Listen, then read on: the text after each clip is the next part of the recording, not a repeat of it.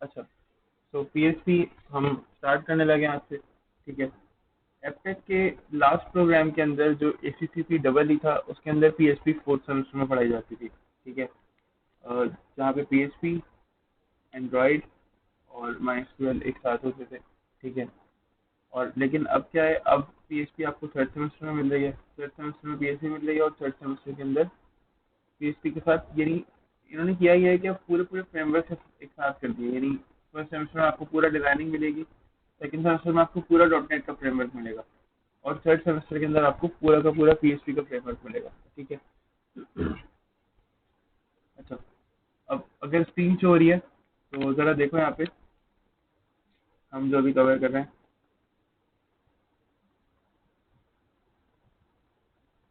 ठीक है। तो PHP basically stand for hyper text pre processor, ठीक है।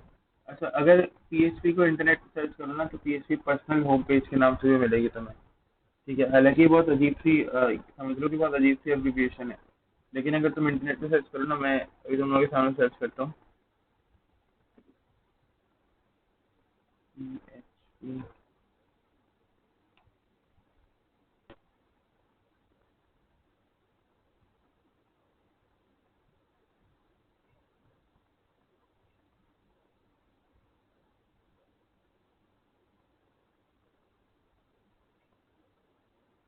खैर अभी पीएचपी पर्सनल होम पेज यहाँ गूगल पे मिलती है।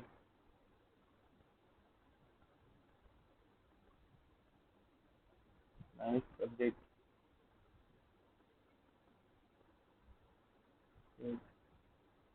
अच्छा खैर, अभी ये नहीं है यहाँ पर। मैं इसलिए कह रहा हूँ कि मैंने आज से 6 7 8 महीने पहले ना पीएचपी लिखकर सर्च किया था, क्योंकि मैं जब पढ़ रहा था पीएचपी, तो उस टाइम पे जब हम पीएचपी सर्च करते थे ना, पीएचपी स्टैंड्स फॉर या एब्रिविएशन ऑफ पीएचपी, ठीक है, तो हमें मिलता था पर्सनल होम पेज, ठीक है। अब सीन ये था कि पर्सनल होम पेज सिर्फ मशहूर कर दिया गया था पीएचपी के बारे में, ठीक है। इसकी full form hypertext pre processor होती है, ठीक है।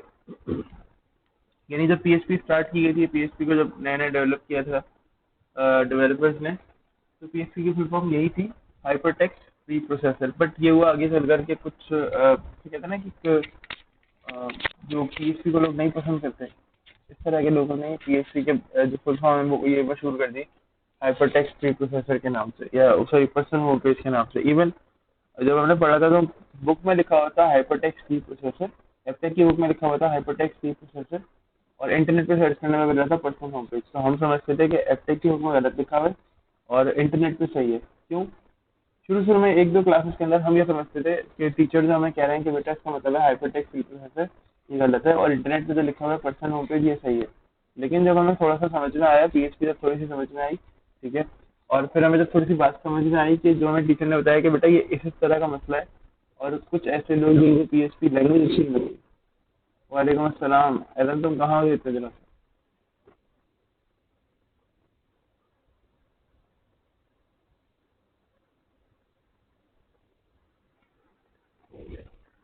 तो जिन लोगों को पीएचपी अच्छी नहीं लगती थी, जैसे ऐसे लोग अमूमन ये हो रहा था क्योंकि पीएचपी ना लारावेल और इस तरह के फ्रेमवर्क लेकर आ रही थी, ठीक है। तो लोगों ने जब देखा कि ये तो फ्रेमवर्क आ रहे हैं, और तो ये हुआ कि कॉन्स्पिरेसीज बड़ी होने लगी। लेकिन फिर खैर पीएचपी ने उसको ओवरकम कर लिया, और टेक्नोलॉजीज ने भी एक्सेप्ट कर लिया लारावेल वगैरह को। और जो लोग पहले मुखालिफ थे, उन लोगों ने लारावेल को भी यूज करना शुरू कर दिया। बहुत सारी ऐसी कंपनीज है जो आर्टिकल्स लिखती थी पहले, ठीक है, पीएचपी के यानी पीएचपी के कॉन्स बताती थी, उसके नुकसान बताती थी कि पीएचपी के अंदर ये कमी है, ये प्रॉब्लम है, ये इश्यूज हैं। अब वो क्या कर रही हैं, वो पीएचपी के फ्रेमवर्क को बकायदा यूज कर रही हैं, ठीक है। सो हम यूज करेंगे पीएचपी को, ठीक है। और पीएचपी बेसिकली इसकी फुल फॉर्म होती है hypertext preprocessor is an open source scripting language है। ये एक ओपन सोर्स स्क्रिप्टिंग लैंग्वेज है, ठीक है। अब ओपन सोर्स का क्या मतलब होता है, अब्दुल्ला जरा बताना। हाँ,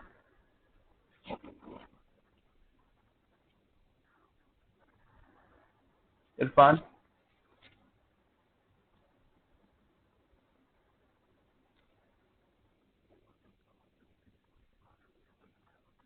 बिल्कुल, कोई कंट्रीब्यूशन कर सकता है, ठीक है, और ये फ्री होता है। यानी अगर मैं पीएचपी वालों से कहूँ कि यार मैं इसके अंदर कोई नया फंक्शन लेकर आना चाह रहा हूँ, या मैं कोई नई एक टर्म लेकर आना चाह रहा हूँ, तो पीएचपी वाले कहेंगे कि अच्छा आप ऐसा करें, अपनी क्वालिफिकेशन बताएं और आप अपना जो है ना बात अपनी प्रूफ करें, तो फिर हम आपको क्या करेंगे, कुछ डॉक्यूमेंटेशन देंगे, आप उसके थ्रू क्या करो, हमारे रूल्स एंड रेगुलेशन को समझ के आप मॉडिफिकेशन कर लो, ठीक है।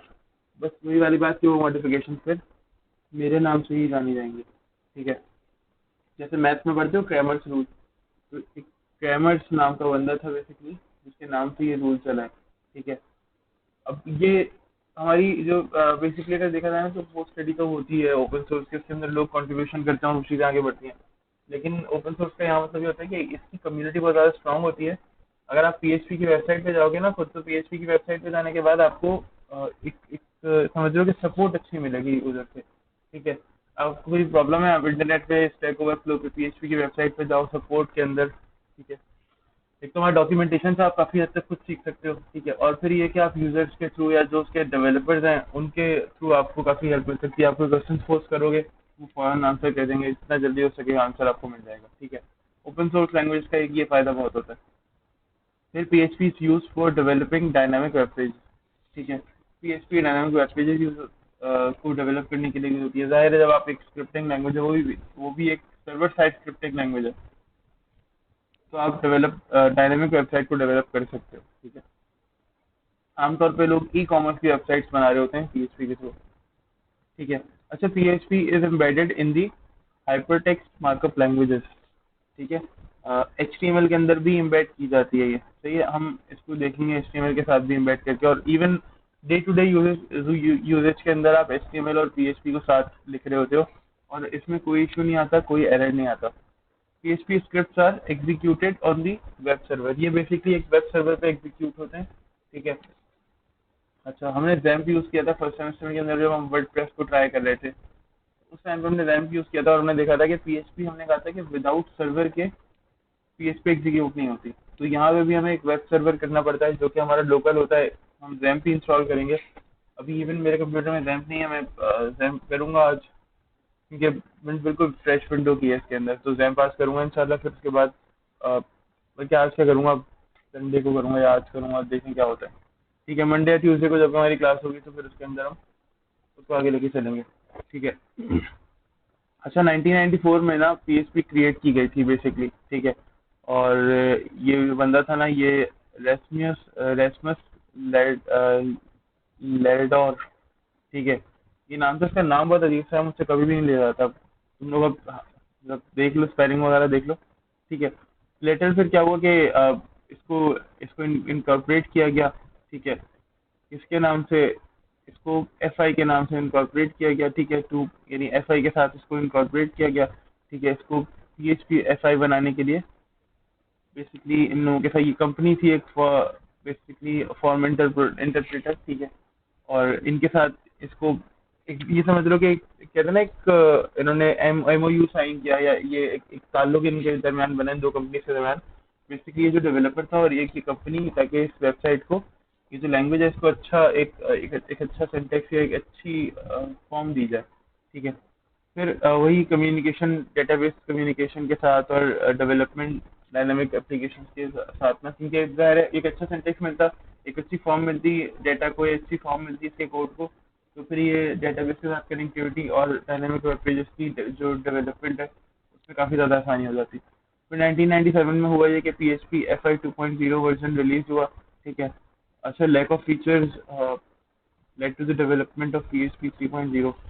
PHP 2.0 के अंदर जो फीचर्स थे ना वो काफ़ी ज़्यादा लैग कर रहे थे। इसके अंदर अक्सर ये बग्स आते थे कि आप एरेज क्रिएट कर रहे होते थे, या आप मल्टीपल जो एरेज जो डिक्लेयर कर रहे थे, तो एरेज के अंदर प्रॉब्लम होती थी। कभी कभी इंडेक्स के इश्यूज आ रहे होते थे, ठीक है। बेशक आप नेम के साथ कॉल करो तो भी कभी कभी इश्यूज आ रहे होते थे। और हाई लेवल के ऊपर भी, हाई एंड के ऊपर भी लेवल के अंदर इश्यूज आ रहे थे कि सिक्योरिटी लेवल इनका काफ़ी ज़्यादा लो था, ठीक है। बाकी ये कि डेटाबेस कनेक्टिविटी के अंदर इशू ये आता था कि आपकी वेबसाइट बिल्कुल सही चल रही है, डेटाबेस कनेक्टिविटी हो गई है, लेकिन कभी कभी ऐसा होता था कि ये बहुत ज़्यादा टाइम लेता था, यानी 2 मिनट हो गए और आपकी डेटाबेस कनेक्ट नहीं हो, या आपका जो प्रोडक्ट है ना वो गेट नहीं हो पा रहा है, ठीक है। तो टाइम बहुत लगता था, कभी कभी ये बहुत इश्यूज आ रहे होते थे उस टाइम पे, ठीक है। फिर PHP 3.0 है ना, वो उसने ये सपोर्ट प्रोवाइड किया ऑब्जेक्ट ओरिएंटेड सिंटेक्स की, ठीक है। फिर उसके बाद डिफरेंट डेटाबेसेस की, ठीक है।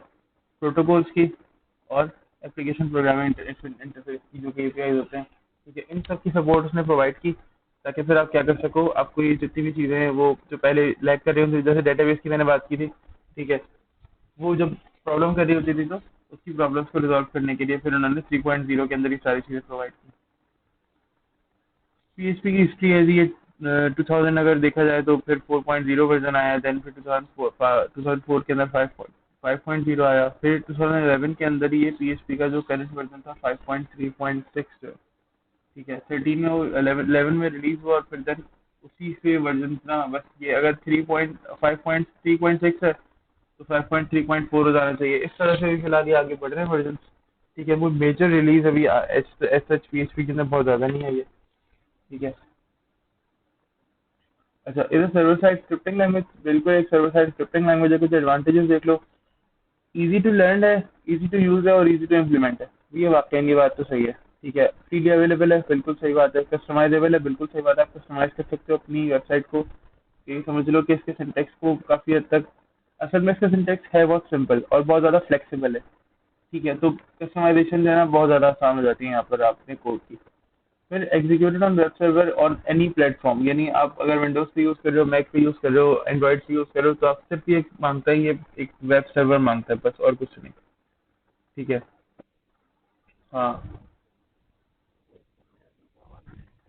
नहीं यार, जावास्क्रिप्ट का सीन ये है कि वो सिर्फ एक फ्रंट एंड लैंग्वेज है, ठीक है, ये सिर्फ फ्रंट एंड लैंग्वेज नहीं है, ये एक सर्वर साइड स्क्रिप्टिंग लैंग्वेज है, यानी ये सर्वर के साथ काम करती है, आप इसमें डेटाबेस, लॉजिक और ये सब कुछ कर सकते हो। उसमें क्या होता था कि आपसे, हाँ कोडिंग ही होती है, उसमें ही होता था कि उसमें सिर्फ आप फ्रंट एंड को मतलब फोकस कर सकते थे, आपकी जो वेरिएबल्स बन रहे हैं वो सिर्फ फ्रंट एंड पे बन सकते हैं, फिर वो वेरिएबल्स चली जाती हैं, पेज रिफ्रेश करोगे चला जाएगा सब कुछ। लेकिन इसमें आप डायरेक्टली जब डेटाबेस से कनेक्टिविटी करोगे, तो डेटाबेस से कनेक्टिविटी की वजह से, या ये समझ लो कि आपका डेटा डायनेमिक होने की वजह से आपका डेटा कहीं नहीं जाता, ठीक है। अच्छा, एप्लीकेशन कंट्रोल का आपके पास एक एडवांटेज है, यानी बेसिकली पीएचपी का यूज़ है, ठीक है, आप एक्सेस कर सकते हो लॉगिंग फॉर एचटीटीपी सर्वर्स के लिए, ज़ाहिर एप्लीकेशन का कंट्रोल है आपके पास, ठीक है, डेटाबेस एक्सेस है आप। अच्छा, ये जो पीएचपी है ये यूज़ की जाती है रीड और write to any database using structured query language SQL और ओपन डेटाबेस कनेक्टिविटी यानी ओडीबीसी, ठीक है। आप इन तमाम यानी पीएचपी के थ्रू आप डेटाबेस में से रीड और राइट के फंक्शंस को यूज़ कर सकते हो, हम देखेंगे जब पीएचपी में डेटाबेस को कवर करेंगे तो इन तमाम फंक्शंस को हम इंशाल्लाह कवर जरूर करेंगे, ठीक है। फिर इसके अलावा PHP is used for file and directory maintenance, यानी आप फाइल और डायरेक्टरी मेंटेनेंस को भी इसके अंदर कर सकते हो, generate files and let's say portable documents, ठीक है, पीडीएफ आप जनरेट कर सकते हो, एचटीएमएल फॉर्मेट जनरेट कर सकते हो, ठीक है, प्रोसेस कर सकते हो एक्सटेंसिबल मार्कअप लैंग्वेज को, ये तो मैंने पहले ही बात की थी, तो ऑटोमेटिकली बन रही होती हैं एग्जाम की फाइल, हमें हमें इसको कुछ करना ही नहीं होता इवन, ठीक है। अच्छा, पीएचपी बेसिकली यूज की जा रही होती है ग्राफिक्स को क्रिएट करने के लिए, चार्ट्स को, इमेजेस को, जिस को, ठीक है, पीएनएस फॉर्मेट्स को क्रिएट करने के लिए पीएचपी को यूज किया जा रहा होता है, यानी आप अपनी फाइल्स को सेव करा सकते हो इन फॉर्मेट के अंदर। फिर सर्वर साइड स्क्रिप्टिंग लैंग्वेज है, तो PHP is use to implement server side scripting language, ठीक है, स्क्रिप्टिंग, बाकी सर्वर की जो सारी चीज़ें होती है ना, पीएचपी उसको भी समझती है, ठीक है, तो आपको वहाँ पे भी कोई इशू नहीं होता। फिर उसके बाद स्क्रिप्ट को लिनक्स और यूनिक्स पे भी ये आराम से एग्जीक्यूट कर देती है, पीएचपी को कोई प्रॉब्लम नहीं होती। अच्छा, आप इसमें जीयूआई बेस्ड डेस्कटॉप एप्लीकेशन भी बना सकते हो, लोग कम बनाते हैं, इवन बहुत कम बनती हैं पीएचपी के अंदर, डेस्कटॉप अगर देखा जाए तो डेस्कटॉप एप्लीकेशन बहुत कम बनती हैं, लेकिन बनती हैं। अक्सर आपने जो ऐसी वेबसाइट देखी है ना, एक एक वेबसाइट में एक यानी एक एप्लीकेशन देखने का मेरा भी मौका हुआ है रिसेंटली, एक कोई स्टोर था, कहीं विजिट किया था मैंने, एक स्टोर था, और वहाँ पर हम गए थे, मतलब मैं शॉपिंग करने नहीं गया था, वहाँ पर हम गए थे उनका सिस्टम समझने के लिए, क्योंकि हमें उनका प्रोजेक्ट करना था, ठीक है।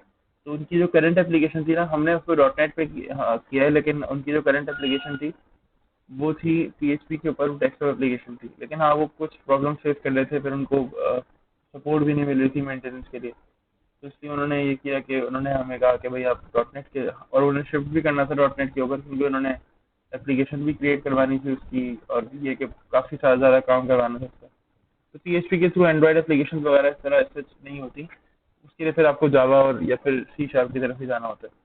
ठीक है, तो उन लोगों को बेसिकली एंड्रॉयड की तरफ, एंड्रॉयड एप्लीकेशन, एंड्रॉयड और आईओएस की तरफ नहीं आना था, तो इसलिए उन्होंने किया कि पीएचपी से शिफ्ट करके उन्होंने डॉट नेट और इधर इस तरफ स्विफ्ट को कंसिडर किया था।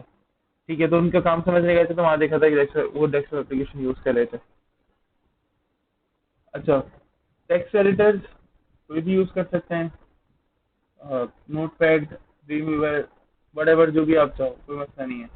ठीक है, अच्छा टेक्स्ट एडिटर, ठीक है, पीएचपी बेसिकली पीएचपी यूज़ कर रहे हो जो आप डेवलपिंग डिजाइनिंग वेब पेजेस के लिए। ठीक है, implemented after installation on PHP. ठीक है, आपको पीएचपी की इंस्टॉलेशन करनी पड़ती है। पीएचपी टूल्स कौन कौन से हैं, ये कुछ पीएचपी के देखो टेक्स्ट एडिटर है यहाँ पर। ठीक है, टूल्स कौन कौन से, पीएचपी डिबगर, डीबीजी, डीएनजी। ठीक है, फिर है यहाँ पर ION cubes, stand alone PHP नहीं इनकोडर, हम ये भी यूज़ नहीं करेंगे। कोड लॉक्स है। ठीक है, फिर उसके बाद है पीएचपी, फिर न्यूज न्यूज पर पीएचपी ईडी।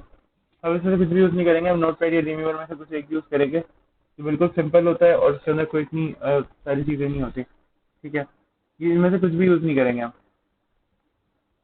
इंस्टॉलेशन पीएचपी की बहुत ज़्यादा आसान है, एक वेब सर्वर चाहिए होता है। ठीक है, एक डेटाबेस चाहिए होती है जो कि माइस्क्यूएल यूज़ होगा। ठीक है, फिर अच्छा अच्छा इसके अलावा जो वेब सर्वर होता है वो कौन कौन सा सपोर्ट करता है, ये डॉट नेट का वेब सर्वर जो कि इंटरनेट इंफॉर्मेशन सर्विस, जो कि आईआईएस सर्वर है, अपाची और जीओएस। ठीक है, ये सारे सर्वर यूज़ कर रहा होता है।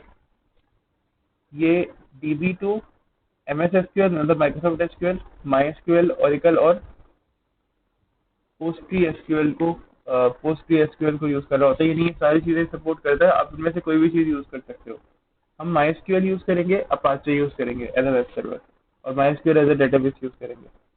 ठीक है, अच्छा स्टेप वन क्या होता है, आपको पीएचपी इस वेबसाइट से डाउनलोड करनी पड़ेगी। ठीक है, देखो स्टेप वन ये है कि आपको पीएचपी इस वेबसाइट से डाउनलोड करनी पड़ेगी जो पीएचपी की अपनी वेबसाइट है। ठीक है, ये देखो php.net/download.php, हम ऐसे डाउनलोड नहीं करेंगे। ठीक है, राइट क्लिक आपको मतलब इस पर डाउनलोड करके क्लिक करके, यानी समझ लो कि इसको एक्सट्रैक्ट करना पड़ेगा, इसके सारे फोल्ड, इसके सारे टूल्स को। ठीक है, और इस तरह की एक फाइल निकलेगी। स्टेप थ्री आपको क्या करना पड़ेगा,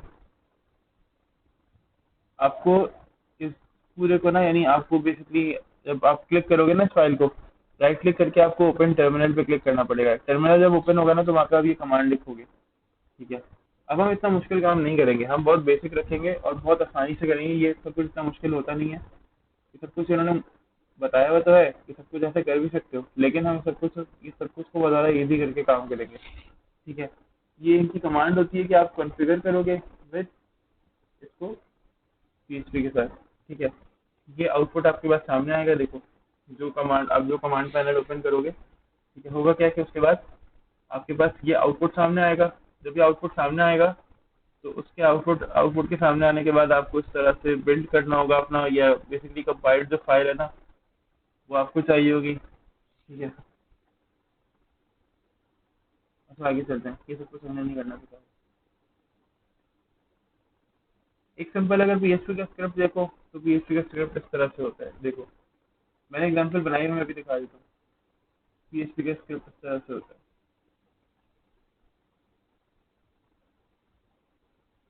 पीएचपी कमेंट्स, अगर कमेंट्स देखो पीएचपी के अंदर तो देखो यहाँ पे ये डबल स्लैश के थ्रू ही कमेंट्स हो रहे होते हैं। जैसे पुरानी लैंग्वेजेस के अंदर हमने देखे थे कि डबल स्लैश के थ्रू कमेंट्स हो रहे थे सिंगल लाइन, और ये स्लैश और स्टेरिक के थ्रू ये कमेंट्स हो रहे थे मल्टीपल लाइन्स के अंदर। ठीक है, अच्छा फिर पीएचपी स्क्रिप्ट का अगर देखो तो डेटा यूजिंग पीएचपी, अगर मतलब कोई टाइप देखनी है, डेटा किस तरह डिक्लेयर करना है, तो मैं यूज कैसे करना है, ठीक है, वो देखना है, तो वो भी बहुत ज़्यादा आसान है।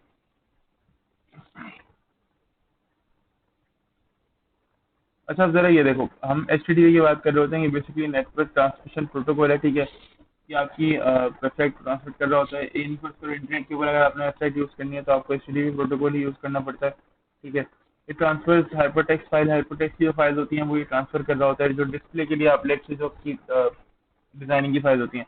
ये provide instructions for communication between the client and the server ज़ाहिर इंस्ट्रक्शन प्रोवाइड कर रहा होता है क्लाइंट और सर्वर के दरमियान जो कम्युनिकेशन होता है उसकी। It runs on the transmission control protocol basically, ठीक है। ये समझ लो कि ये टीसीपी या इस तरह के जो प्रोटोकॉल होता है उस पर चल रहा होता है, ठीक है। एचटीटीपी हेडर्स क्या होता है sir? HTTP header is a internet protocol, ठीक है, contains instructions to transfer information between a web client and a web server. अब सीन ये है कि ये जो हेडर होता है ना, एचटीटीपी हेडर, यानी वो जो लिख रहे होते हो आप ऊपर एचटीटीपीएस और वो सारी चीजें, ये क्या कर रहा होता है आपकी वेबसाइट से आपको जो सर्वर है ना, यानी जिस सर्वर पे आपने वेबसाइट रखी है, जैसे मैंने 000 वेब होस्ट के साथ पढ़ा था, तो मेरी वेबसाइट का डेटा मुस्तकिल 000 वेब होस्ट पे जो कि मेरी वेबसाइट को होस्ट कर रहा है उस पर जाना चाहिए, ठीक है। तो ये क्या कर रहा होता है, मुस्तकिल डेटा वहां से यहाँ और यहाँ से वहाँ ट्रांसफर कर रहा होता है। जाहिर है अगर मेरे पास डेटा नहीं आ रहा होगा तो भी प्रॉब्लम्स आएंगी, और मेरे पास से डाटा उस पर नहीं जा रहा होगा, यानी सर्वर पे नहीं जा रहा होगा जो मुझे होस्ट कर रहा है, जो मेरी वेबसाइट को होस्ट कर रहा है, तो भी प्रॉब्लम्स आएंगी। अगर लैक ऑफ यानी लैक ऑफ रनिंग प्रोजेक्ट होगा, ठीक है, वेबसाइट देर से खुलेगी, ये सीन है। इंस्ट्रक्शंस फिर दो टाइप की होती है, वही रिक्वेस्ट, या तो रिक्वेस्ट जाएगी या तो रिस्पॉन्स आएगा, ठीक है। फिर फॉर्मेट फॉर रिक्वेस्ट और रिस्पॉन्स कंटेन्स फॉलोइंग कंपोनेंट्स, ठीक है, कुछ कंपोनेंट्स होते हैं, ठीक है, या तो रिक्वेस्ट या तो response line, HTTP header lines होती हैं, ब्लैंक लाइंस होती हैं, ठीक है, और message body which is optional. Message body क्या होती है, इसके अंदर आपको बेसिकली सारा सीन होता है कि आपने क्या क्या करना है, ठीक है। वो सब कुछ यानी ये सब कुछ आप नहीं लिख रहे होते, सब कुछ खुद से लिखा जा रहा होता है, ठीक है। अच्छा, इनिशियल रिक्वेस्ट और रिस्पॉन्स, वही वाली बात है कि हमने रिस्पॉन्स क्या हो रहा होता है और रिक्वेस्ट किस तरह से जारी होती है। बेसिक चीज़ें हमने सारी कवर की हैं। अच्छा, ये समरी ज़रा देख लो।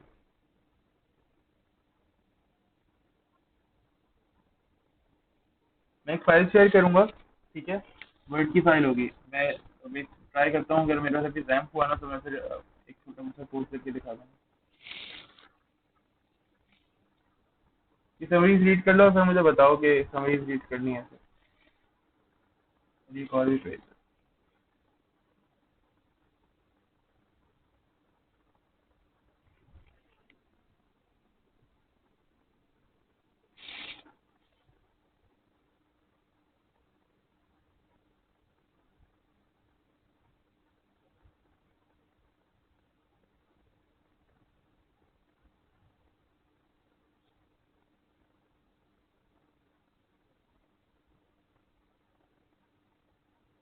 समरीज रीड कर लो तो मुझे बताना।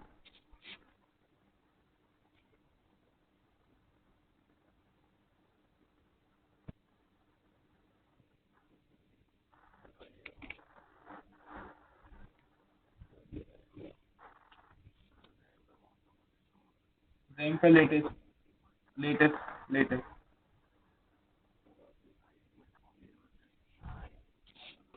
मैं दिखाता हूँ। अच्छा देखो, चलो आज ऐसा करते हैं, रैम्प कम से कम डाउनलोड कर लेते हैं, ठीक है, अगर जल्दी हो गया तो अच्छी बात है। अभी मैं बस लगा देता हूँ और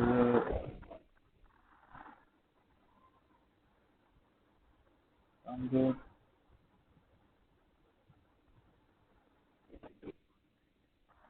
हाँ बिल्कुल।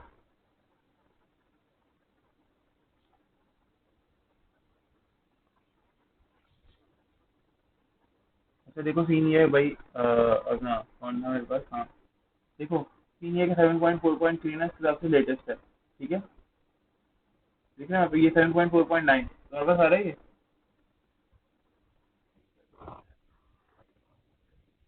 तो लेटेस्ट वर्जन है ये डाउनलोड कर दो, सही है। अब ये कहीं भी तुम्हारे पास जहाँ पे भी लेट है, जहाँ पे भी तुमने लोकेशन रखी हुई है सेव करने के लिए, वहाँ पे डाउनलोड कर लो, ठीक है, और मैं इसको सेव कर लो। तुम लोग चाहो तो मैं क्लासरूम से रख दूँ, लेकिन वही वाली बात है कि दोबारा दोबारा अपडेट करना पड़ेगा। मैं ये जो लिंक है ना इसका, मैं तुम लोगों को दे दूंगा, डाउनलोड वाला लिंक, ठीक है, बस क्लिक करोगे और ये डाउनलोड हो जाएगा, ठीक है। तो हाँ बोलो।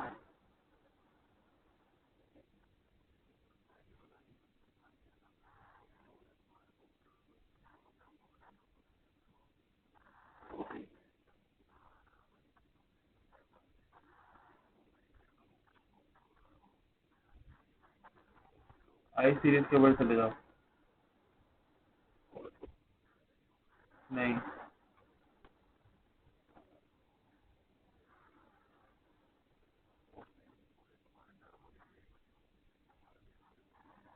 जाहिर है।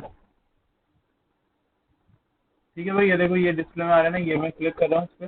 ये देखो मैं क्लिक कर रहा हूँ इसके ऊपर, ये और ये फाइल डाउनलोड हो रही है। ठीक है, तुम लोग भी क्लिक करोगे या ट्राई करोगे तो इस तरह से तुम लोगों को फाइल डाउनलोड होके मिल जाएगी। मेरे पास रैम पहले से पड़ा हुआ है, मुझे सिर्फ इंस्टॉल करना है, मेरे पास कंप्यूटर में है अपनी हार्ड ड्राइव के अंदर, तो मुझे डाउनलोड करने की जरूरत नहीं है, मैं वहाँ से इंस्टॉल कर लूँगा। ठीक है, बाकी तुम लोग ये डाउनलोड करके रखना। मैं अगर होगा तो सेंटर में भी शायद इसका सेटअप पड़ा हुआ, एपटेक में तो इंस्टॉल्ड होगा ही है। ठीक है, तो अगर हम एपटेक में मिलेंगे मंडे से तो वहाँ पर एक काम करेंगे। अच्छा, थोड़ा सा इसका सिंटेक्स देखो। अभी मेरे पास रैम इंस्टॉल नहीं है, वरना मैं तुम लोगों को दिखा देता इसको मतलब इसकी इम्प्लीमेंटेशन करके फिलहाल।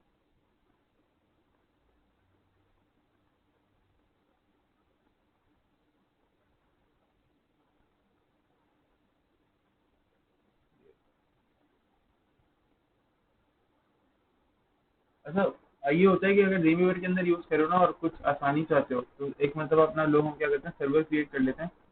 और ये सारे स्टेप्स मैंने आपको बताए हुए हैं, सेंटर में आओगे तो सेंटर में ही बता दूंगा, ये वर्ड के अंदर सारी फाइल बनी हुई है। ठीक है, मैंने स्टेप्स बताए हुए हैं। लेकिन एंड में आओ, हम कोशिश करेंगे बहुत सिंपल करें और थोड़ा सा मेहनत करके करें। ठीक है, ये इसका सिंटेक्स होता है। यार अब ये तो ये ऐसा है ना जैसे मतलब हलवा रखा हुआ है प्लेट के अंदर और वो मिल रहा है। अब ऐसे काम करोगे तो मज़ा नहीं आएगा। एक मतलब सर्वर, ये तो ऐसा है कि एक मतलब सर्वर बना के बैठ गए हम और बस बार बार सिर्फ उसे यूज़ करके और बस ऐड कर रहे हैं नियम, नए नई नई नई फाइल्स। तो मज़ा नहीं आता। अगर थोड़ी सी हर बार मेहनत करो, ऊपर जाओ यूआरएल से कॉल करो अपनी फाइल को, तो जब फिर रिजल्ट देखते हो ना तो उसका फिर जैसे कहते हैं सीडी अलग आती है। ये हमारा ये फाइल है।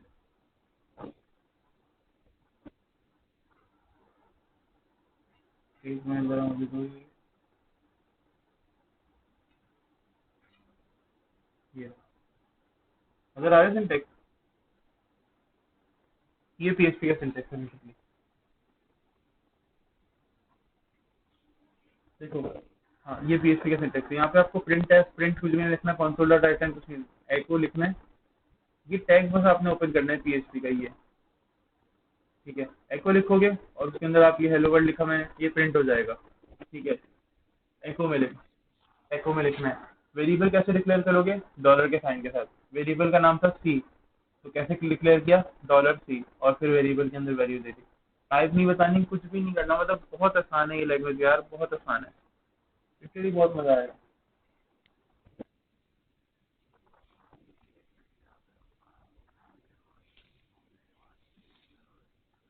हाँ बिल्कुल, इसके बगैर हम नहीं लिख सकते क्योंकि फिर वो एज एन एचटीएमएल टैग भी कंसिडर करेगा। ये जो कोडिंग किसी भी सॉफ्टवेयर में ऐसे हो सकता है। ये जो कोड मैंने किया हुआ है, ये मैंने किया हुआ है उसमें उसका जीन्यूअर में किया हुआ है। ठीक है, ये हमें नोटपैड में सबलाइन कोई भी टेक्स्ट एडिटर जो मैं यूज कर रहा हूँ, लाइट वेट वट एवर जो भी हो। ठीक है, इसमें हो सकता है। हाँ, ड्रीम वीवर के अंदर एक तरीका हो सकता है कि ड्रीम वीवर में आप बहुत आसानी के साथ ये कोड कर सकते हो, बहुत हैंडी कह लो कि बहुत ज़्यादा हैंडी हो सकता है ड्रीम वीवर में। अब वो कैसे हो सकता है वो नेक्स्ट क्लास में बताऊंगा कि सर्वर, उसके लिए आपको पूरा एक सर्वर भी आप कोई एक रेड से एक सर्वर आपको बनाना पड़ता है कि यार ये सर्वर है, इस तरह से काम होगा और इस तरह से बहुत आसान हो जाता है। लेकिन उसका आसान ये है कि आप डायरेक्टली ये वाले से वेबसाइट को कॉल कर लो, अपने पेज को कॉल कर लो, तब भी वही काम होता है। तो हम कोशिश करेंगे कि दोनों तरीकों से काम करें, कभी ये कभी वो। सही है। अच्छा, फिलहाल आज के लिए यहीं पे रखते हैं, इतना ही रोकते हैं। ठीक है, बाकी जो भी रहेगा हमारे पास काम वो इंशाल्लाह नेक्स्ट क्लास में करेंगे। और नेक्स्ट क्लास में वही कि पीएचपी की इम्प्लीमेंटेशन करेंगे और फिर थोड़ा सा पीएचपी को ना रोक के एक दो क्लासेस हमने गिट गिट की भी लेनी है, गिट गिट के वर्जन कंट्रोल की। ठीक है, अभी आज तो ऑफ था, हालांकि मुझे वो आज करवाना था काम। बेसिकली सीन है कि वो पीएचपी से पहले करना होता है हमें। ठीक है, अगर सीरीज से अगर देखा जाए ना, सब चीज देखी जाए तो पीएचपी से पहले होता है। लेकिन आज की क्लास हमारी ऑनलाइन थी, तो वो ऑनलाइन के अंदर इतना खास समझ में नहीं आता, या फिर तुम लोग एक नई चीज देखते तो प्रैक्टिकल उसका अजीब सा लगता। लेकिन प्रोग्रामिंग लैंग्वेज तुम लोग के लिए नई नहीं है, पुरानी है, इसलिए मैंने उसको प्रोग्रामिंग लैंग्वेज कराना बेहतर समझा बनस्बत कोई बिल्कुल नई चीज है गिट। वर्जन कंट्रोल के इसलिए, ठीक है। बाकी बीच में किसी दिन ऐसा करेंगे। फ्राइडे को नहीं यार, फ्राइडे को मैं आऊँगा भी नहीं, फ्राइडे को छुट्टी है, समझ लो ऑफ है। पेपर है लेकिन फ्राइडे को। हाँ फ्राइडे को टेस्ट है। एमबीसी टेस्ट है यार, 9 से 5 के दरमियान है, लेकिन टेस्ट का जो ऑफिशियल टाइम है वो 1 बजे है।